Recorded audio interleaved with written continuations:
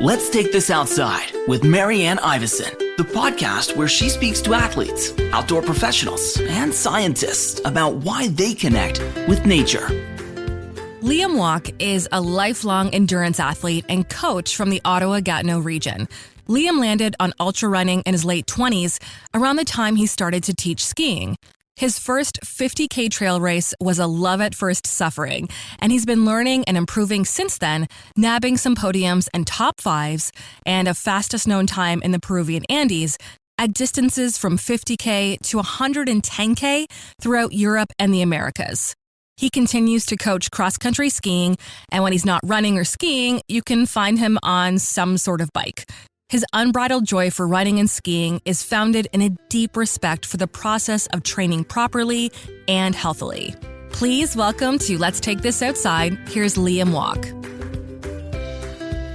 Liam Walke, I'm calling you out because you were 10 minutes late for this interview. And why were you late? First of all, thanks for having me. I was skiing.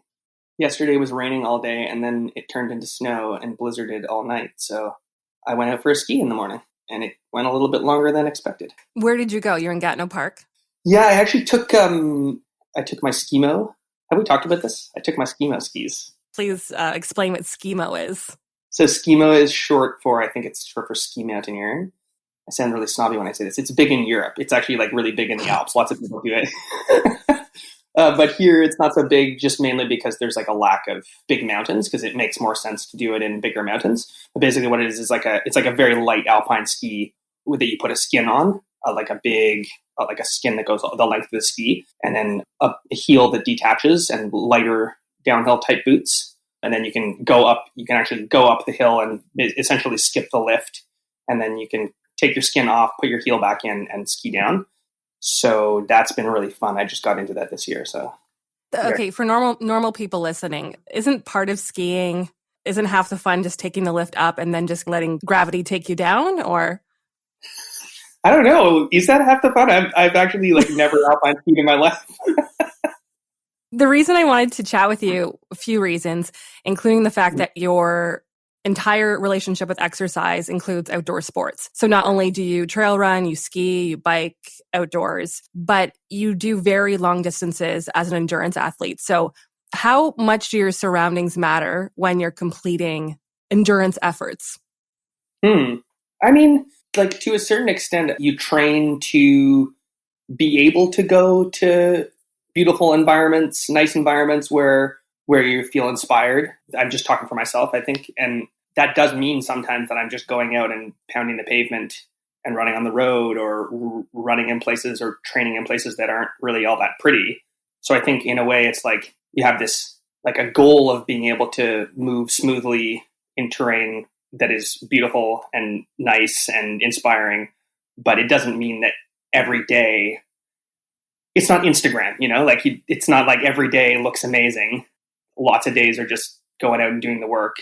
And there's enjoyment in that as well. There's enjoyment in just going out and having a routine of training.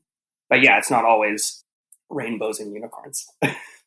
Right. Or what you earlier explained, that there was a rainstorm and then a snowstorm. And sure, it's good today, but conditions not necessarily will always be in your favor. Yeah, definitely not. And sometimes, you sit around, and if you have the luxury to sit around and go, oh, when should I go? When should I go? Which is what I did last night.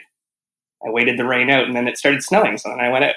But you don't always have that luxury. So I know that you've raced in Peru. I was looking at some of your highlights from your racing career, but you've raced in Peru. You lived in Peru too, right?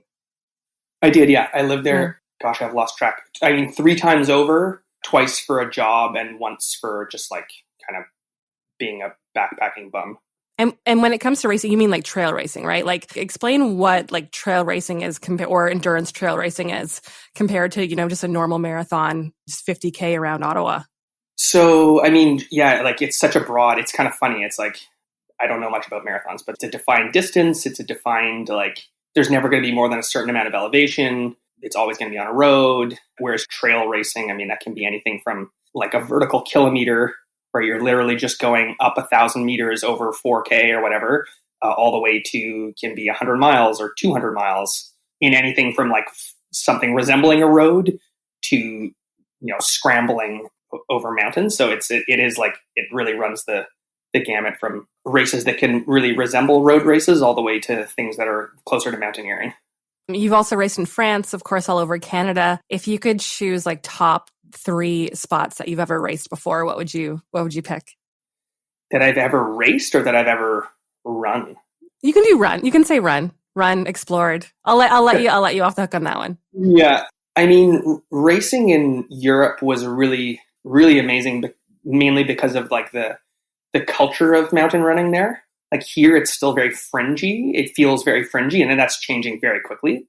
But there, it's like 1,000 people will show up to a race, and a lot of them are really pretty good, and some of them are in their 50s, and 60s. It's just something that like it seems like is more part of the culture, and obviously not everyone does it, but it is more like ubiquitous there. So like sort of experiencing the like mountain culture and like trail running culture there when I raced was good. It was also like super humbling.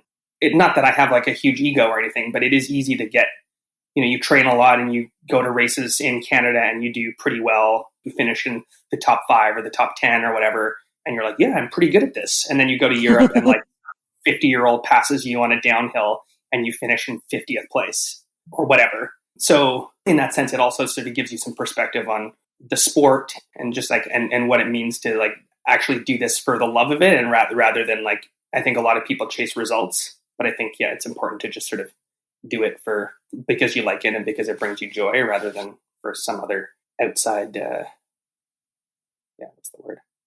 Reason? Yeah, I'm really good at English. Yeah, reason. Exactly. So this is already a reoccurring theme on this podcast, is talking about people who are not much older, but quite older than us, double our age at some points, who are these long-standing athletes who smoke everyone along the way. And it's really popular here, but obviously you just mentioned it in Europe too. What is it about these athletes that we see in our community and obviously across the world who are these lifelong athletes? Do you have goals, or are you hoping that that's what your life might look like when you're 50s and 60s and you're beating 30-year-olds and 25-year-olds up a mountain? Yeah, I mean, like, I guess there are two things. It's like, one is like, yeah, of course, in endurance sports, you get better with age. I mean, to a certain point, obviously, at some point you start going downwards. But for a long time, you can improve because you just build a stronger endurance base, especially for like the really long distance. I mean, like a marathoner is going to probably peak around like 32 or 33 or something years old. Don't take my word for that, but it's something like that. Whereas because it is like still a relatively shorter, all things considered, distance. But if you're talking about like being out there for 16 hours or 20 hours or 30 hours, there are people performing at like the highest elite level that are in their mid 40s. The 40s is the new 30s. So there's that. I mean, there's building that like huge aerobic base that just comes with like year after year of putting in, 500, 600, 700, 800 hours of training a year. And then there's the experience piece, which is like, you get to know yourself better and you get to know what your abilities are better. I mean, for me, I look at those people. I don't care if I'm beating 30-year-olds. Certainly I will be, and certainly there will be lots of younger people beating me as well. I don't really see it that way. I just see it like physically as you decline, your experience is still growing. And if this is something that you want to be a part of your life, I mean, this is like a large part of my life, and I'm conscious of that as well, because it's not necessarily healthy for it to be the only part of my life. But it's a large part of my life, and I would like it to stay that way. And that's why I take it seriously in the sense of like, I try not to attach my ego and my like sense of self-worth to this, because I mean, I could go out and get hit by a car and never be able to do this again. And then who am I? Mm-hmm. But that said, if it's going to be a part of your life and you want it to be a part of your life, hopefully it will be that way until I can't do it anymore. I think it was 2 years ago. I remember you were gearing up to run a 100K in Gatineau Park. Was it 100 kilometers? Yeah, it was. I was going to run like there's a race called the Midnight Moose, and it's obviously run at night. So I was going to do it during the day, so it's not really comparable. But I was going to run the 100K course by myself. It was because I was going to do Bromont Ultra, and it was canceled. It was the first year of the pandemic. God, are we saying that the first year? It was the first year of the pandemic. And yeah, I had trained for Bromont. I was feeling in really good shape, and I was like, well, and then they canceled, and I was like, well, what am I going to do with my fitness? And then, so yeah, I decided to run this 100K. Well, some people would have given up, but you were like, no, I'm still going to use my fitness for this. And I'm afraid to call it a nightmare scenario, but something happened to you during that race that I'm so glad that you've recovered from. But I think any long distance runner is terrified of this happening. What happened to you? Suspense. So I'm going to make it even more suspenseful. So I started out, was feeling really good. It was a beautiful day. It was like it was the beginning of October. It was sunny, leaves on the ground. I did my first 50K lap in I was hoping to do under 11 hours. Well, actually, I was hoping to do 10 hours, but after the first loop, I knew that wasn't going to happen. So I was going to go under 11 for the 100K, and did my first lap. Felt amazing. And ultra marathons is notorious. One of the big problems for ultra runners is not being able to eat. And I have had problems, and I still struggle with that sometimes. But my stomach was just really on point. I was drinking and eating well. I was moving super well. I was super happy. I felt strong. Got into my second loop. I had a couple of friends have feeds on along the trail, and then I met one of the other Mile to Marathon coaches, one of my colleagues, and she paced me for from kilometer, I don't know what it was, 75 to 90 or something like that. And then I was kind of I was on the home stretch. I was probably at kilometer 94 or 95, and then I was cruising down this trail covered in leaves, and I didn't see a ledge underneath a bunch of leaves, and I just stepped on it weird, and I just fell, and I was like, ow, that hurt a lot. And I thought, I just probably sprained my ankle. I'll just get up and keep moving. And I tried to get up and keep moving, and I fell over again. I was like, oh, that's not good. That's a bad sprain. and so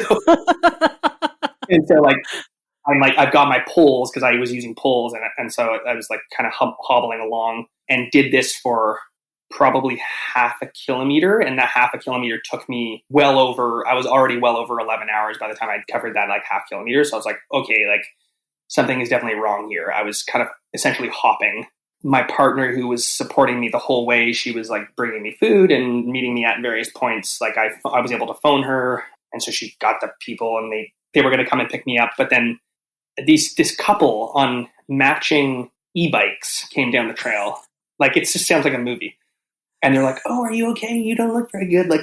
And they just gave me one of their bikes. And at this point, it was all downhill to the road. So I just got on one of these it wasn't even a pedal e-bike. It was a throttle e-bike.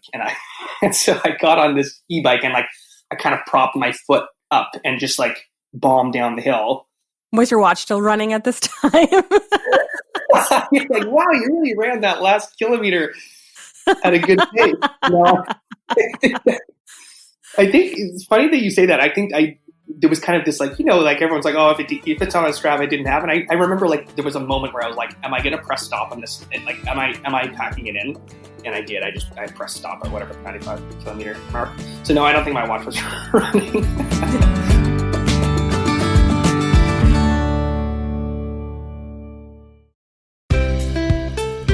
Let's take this outside with Marianne Iveson. At what point were you oh no, I have to stop? And did you feel super disappointed, or were you no, I made it this far? Obviously it was worse than a sprain, and we'll get to that in a second. But at what point did you give up, and how were you feeling about it? Even in the moment, it was well, this is kind of funny. I've just had the best, one of the best training blocks of my life. And I've had one of the best. I mean, if this were a race, I would have been having a really good race. And then that happened. And I just thought, well, I guess at least I got to run 95 kilometers. I mean, obviously I was disappointed. I was I'm probably not allowed to say the words on air, but there was some swearing, but I think there's a photo of me, right when my partner picked me up, and I'm smiling. I thought it was funny. It was a beautiful day. I had a great day outside all day. So yeah, I did end up breaking. I broke my ankle. Didn't have to actually get any, it wasn't super displaced, so I didn't have to get pins or surgery or anything. And I kind of just took the recovery day by day, and didn't really ever feel all that hard done by. Everything else in my life was good at that point, and I found other things to do, and I found other ways to motivate myself to stay as fit as you can when you are not able to use one of your limbs. And yeah. Perspective, you were coaching skiing. You were coaching me skiing a couple months later.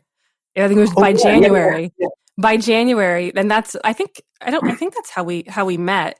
But and we'll get to coaching in one moment. But like you were you were coaching and you were on skis within like a few months. Yeah, I guess because that would have been, it was Thanksgiving weekend. So by Christmas, I think I was skiing. Like as soon as they were like, "Oh, you can take the boot off," I was like, "Okay."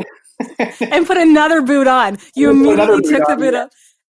Then put your cross country ski boot right on.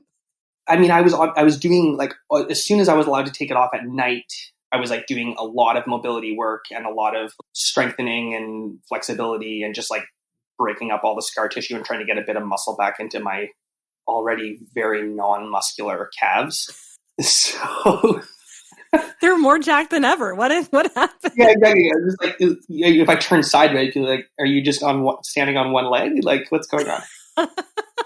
Once they said you can weight bear, I was like pretty ready to just like start doing something else. And skiing is like the best. Well, I mean, but I guess biking would have been okay as well. But skiing is so good because it's weight bearing, but it's zero impact.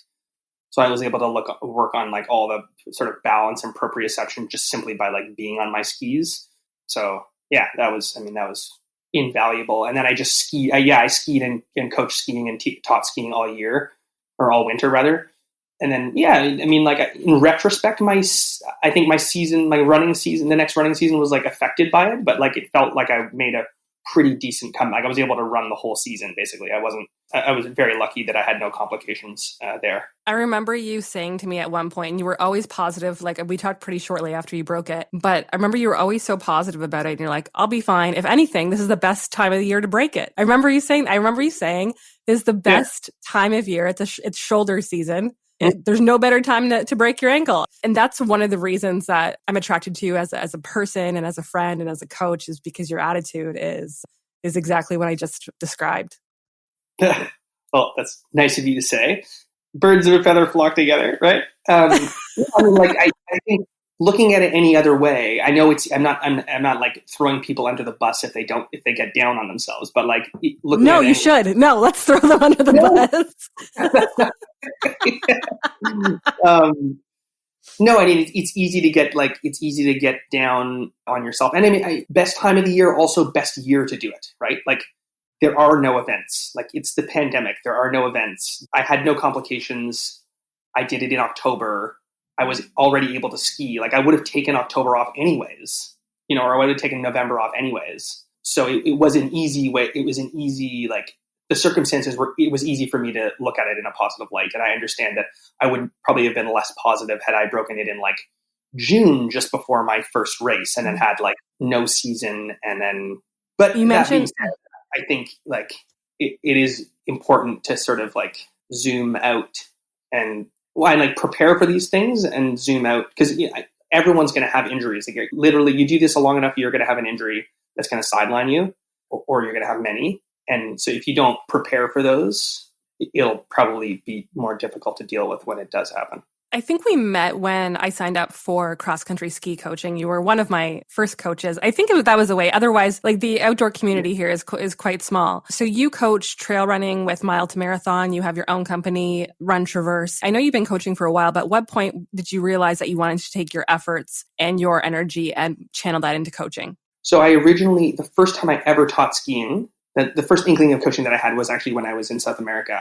In like the far tip of South America, there is snow, as it turns out. And so I realized that when I got there, I was like backpacking in my mid-20s, and I realized that when I got there, and I was like, oh, like this is fun. And kind of the only way that I was going to be able to just like set up shop there and ski and afford to buy a pair of skis was to like make some money. And so I taught skiing to like rich Brazilians and Argentines, which was really interesting. Anyway, so I had no background in teaching at all, but I did that for a while, and I was like, and that was 2010, I think, 2010, yeah. And then I came back and thought, oh, that was kind of fun, and so then sort of took some courses and certified myself and that was like, it's more like technique oriented stuff, and then that got me into doing some work with one of the local ski clubs where we were like getting kids on skis. So I worked a lot with kids, and it was a program where like it was kind of supposed to be an outreach program through, Nakratuck is one of the local ski clubs. And so it was an outreach program called Ski Fast. And we basically got it was a real mix. We got some of the very privileged schools that you would expect. They already were in the programs and they already had skis and they had already done this, and they also played hockey and alpine ski. But then we also got like some, inner city schools. That's maybe not the right term. Some schools that, with a lot of people who were not born in Canada, who have not really all that familiar with snow. We don't have the resources to do this sort of thing. So that was also fun because just seeing people, sort of a door or a window being open for them. Like, wow, this can actually be fun. I don't have to just freeze my ass off in the winter.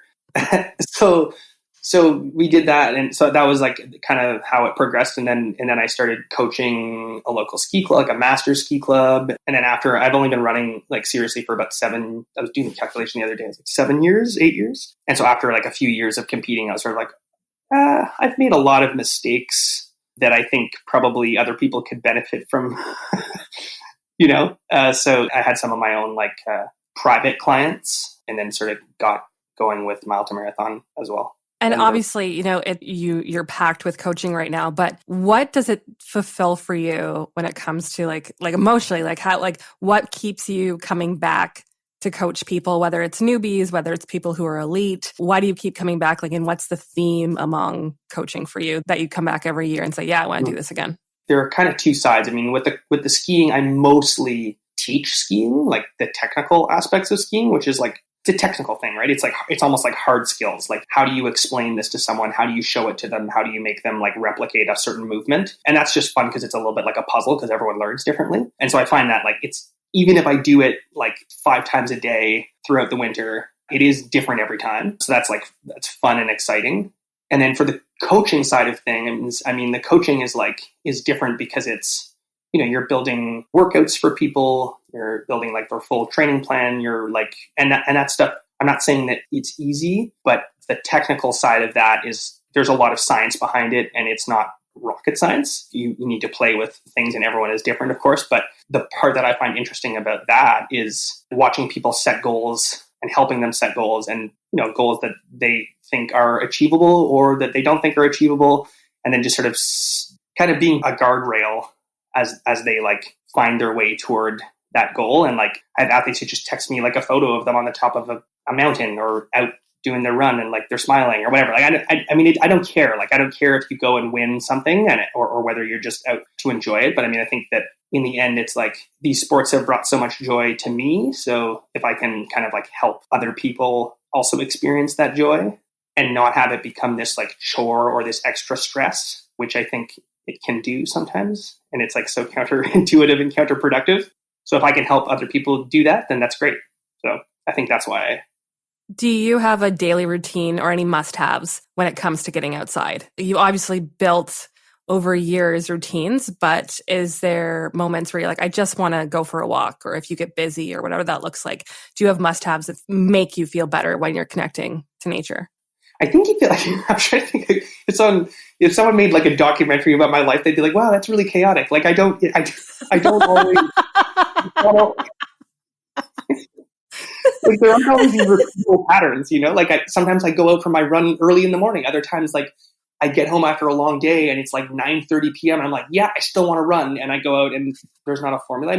It's nice to kind of get into a flow, and I do sometimes, but just because the nature of I work at a local bike and ski shop, I coach athletes, I run programs, I run group runs, and I teach skiing. My schedule is so messed up and so changing all the time that it's hard to pin down. And that doesn't really answer your question, but I don't know. I'm calling the title of this podcast Pure Chaos with Liam Walke. Yeah, Pure Chaos with Liam Walke.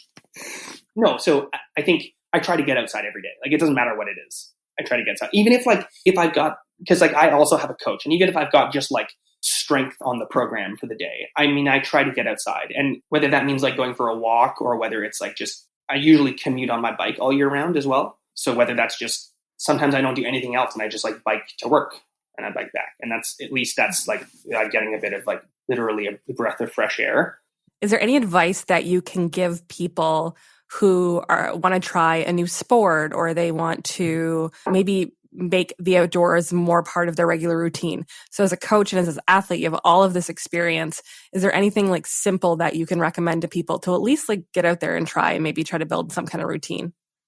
Yeah, I mean, like I think you have to find the joy in what you're doing. So whatever that means, whether it means like finding the right place to do it, or whether it's finding like a routine, like every morning I'm going to go out and walk for a half an hour, like whether that's something that like, you have to find what it is that makes you want to do it again. Mm-hmm. You know what I mean? And I think that's different for every person. I mean, some people it's really like it's a mental or emotional release. It's a stress reliever. And for other people, it's like a performance thing. And it might be a combination of all those things. So I guess that's not really answering your question, but I think someone else is not going to do it for you. You have to want to do it yourself. And so you have to find what is joyful about it. And so an example, I guess, is like some people find it difficult to just train by themselves. Like I'm talking about sport, like, but some people find it difficult to just go out and do things by themselves. You know, they find it difficult, like they don't want to just go for a hike by themselves. They don't want to just go for a bike ride by themselves, but maybe they do enjoy it in a group. So like find a group, go out and find a club, a group of people. Maybe you don't have friends who do that. So maybe like there are all sorts of like free groups that do these sorts of things, or paying groups as well. So I think I guess that would be like the thing that comes to mind for me, is that I know that there are some people who can't get motivated to go, even though they know they enjoy being outside, they can't get motivated to get out the door. But if there's like a group of people waiting for them, if there's something that's like holds them accountable, they will do it. Mm. So yeah, find that group. I always used to be the person, I think you know this, that I was very self-motivated through most of the pandemic. And even before that, I found like self-motivation was no problem. But the past like 6 months to a year, you know, life kind of throws curveballs at you. Started a business in August, and my passions and my energy is focused more on my business. So I'm finding that the only way for me to get outside right now is to show up and make an appointment with someone else or with a group. And that's just a phase that I'm in right now. So I'm so glad that you brought that up, because your motivations change and things come up and priorities change, and hopefully you find what your motivation is, and that can change too. Yeah, no, that's exactly it. And I mean, yeah, you've been through, like you've had some amazing, cool, I mean, changes that started as not so cool and then turned into some really great projects. So that's awesome. And then, yeah, of course you're going to be focused on that. Like that's like, I mean, owning your own business is just it's so time consuming, even if you love every moment of it. So it's cool. It's great that you can find, you know, whether it's like, an outlet by making an appointment. That's good. Plans for next races, or do you have any like dream races coming up? As you know, hopefully as COVID goes, or the pandemic hopefully eases away, I guess we're going to find out. But do you have any plans for races this year? Because we're in ski season right now, but what does it look like for you? Yeah, I do have some races. It's boring for me to tell you all the things I'm going to be doing, but the thing I think I am going back to Europe, and I'm doing a race that scares the shit out of me. Oh, tell me everything! Yeah. Oh my gosh, what is it? So I'm going to be racing in Switzerland first at Matterhorn Ultrax, which is like a pretty iconic, like it's like on the Matterhorn, but that will sort of be like a C priority race type of thing. Like I'm going to kind of train through it because it's pretty close to the big event, which is and it will be like a good test. But the race is in Spain. It's in the Pyrenees. It's called Canfranc, and it's 100K, but it's got almost 9,000 meters of positive elevation. So, okay. Marianne, I have to tell you, like, I'm gonna Google something while we. Okay, so go ahead. It's just like, you know, talking about that. Like, what is it that motivates you?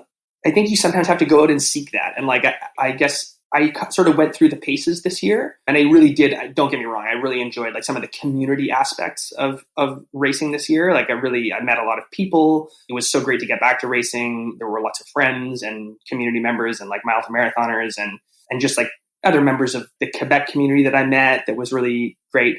And so that side was great. But I can't say that there was an event that really inspired me. So to come back to racing with something that is actually that's like really inspiring and also really pretty scary, like it kind of scares the shit out of me. It's been a while since I've done that, and that's exciting. And I think you need to, I know that some people, like zero judgment. Some people like to go back to the same race all the time. And there are lots of reasons to want to do that. You know, whether it's being able to measure your own performance or whether it's the community or whatever, lots of great reasons for that. But I think for me, part of what I like about running and like travel on foot and being outdoors is like also discovering new places and new environments and like trying to find the best way to move through them. So Spain is going to be pretty crazy. I'm going to wrap up this interview by pointing out that you said 9,000 meters of elevation gain. Is that what you said? Yeah, it's like it's 8,800 or so. I can't remember off the top of my head, but it's for the comparison, Mount Everest is 8,800. I think it's over 8,800 meters. So it would be the equivalent of you climbing Everest. I mean, yes, without the like lack of big, yeah. Without the complete lack of oxygen, yeah. but just for comparison, if we're gonna compare, if we were gonna compare, yeah, exactly. It is a lot of elevation. Yeah, it's many meters. Many meters. Liam, I appreciate you joining me on Let's Take This Outside, and thanks for sharing your story. Oh, thanks so much for having me, and what a great project and podcast you've got going here. I can't wait to hear what other people you have on the show. I'll be following along. Thanks for listening. For more Let's Take This Outside, go to letstakethisoutside.ca. Produced and distributed by the Sound Off Media Company.